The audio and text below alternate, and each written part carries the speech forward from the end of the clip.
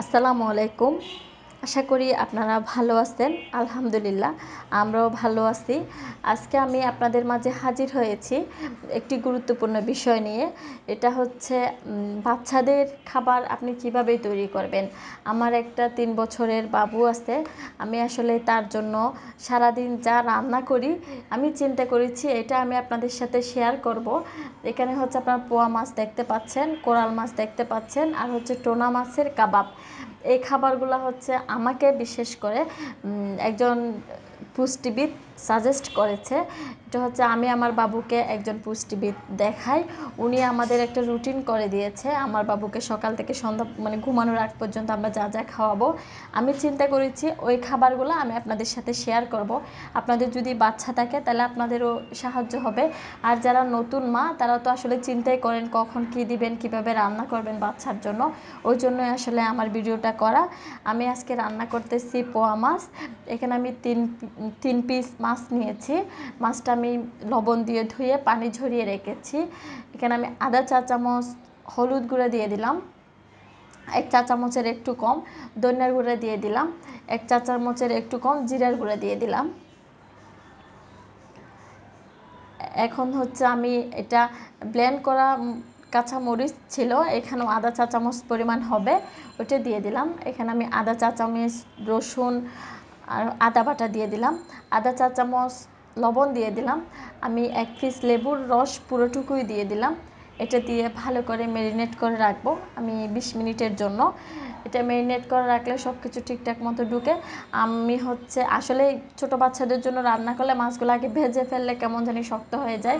কাঁটাগুলো নিতে আসলে পোয়া মাছে তেমন কোনো কাঁটা থাকে না। আমি আমার বাবুর জন্য যখন রান্না করি তখন এইভাবেই রান্না করি।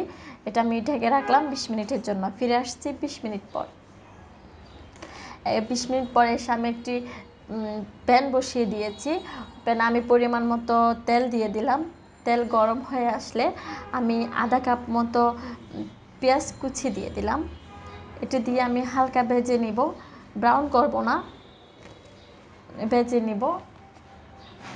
ভাজা হয়ে গেলে আমি যে ম্যারিনেট করে রেখেছিলাম ওই মাছটা দিয়ে দিব। এটা আমি বসিয়ে দিব।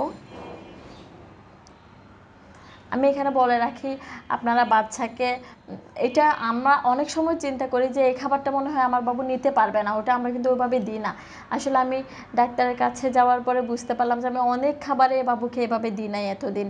আসলে এটা আমার একটা ভুল ছিল, আমার আগেই যাওয়া দরকার ছিল।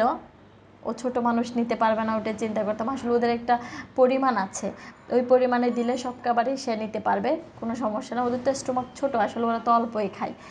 আর আমরা হচ্ছে ডাক্তার দেখানোর পেছনে একটা কারণ ছিল, আমার বাবু টোটালি কিচ্ছু খাইতে চাইতো না। এর হচ্ছে বয়সের তুলনায় ওজনটা কম ছিল, সেজন্য এর বাবা বললো যে না আমরা একজন নিউট্রিশন দেখায়।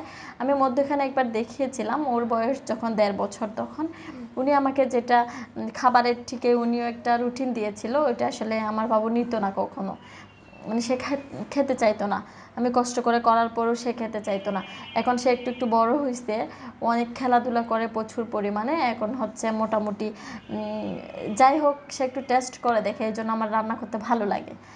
আমি হচ্ছে এখানে একটা বড় টমেটো দিয়ে দিয়েছি, হালকা একটু পানি দিয়ে দিয়েছি, দিয়ে ঢেকে দিয়েছি। দেওয়ার পরে এখন আমার রান্না মোটামুটি মাছ সিদ্ধ হয়ে গেছে, সব কিছু ঠিকঠাক হয়েছে। আমি এখন ধনেপাতা দিয়ে দিচ্ছি। ধনেপাতা দেওয়ার পরও যেহেতু বাবু খাবে আমি পাতাটাও সিদ্ধ করে ফেলবো।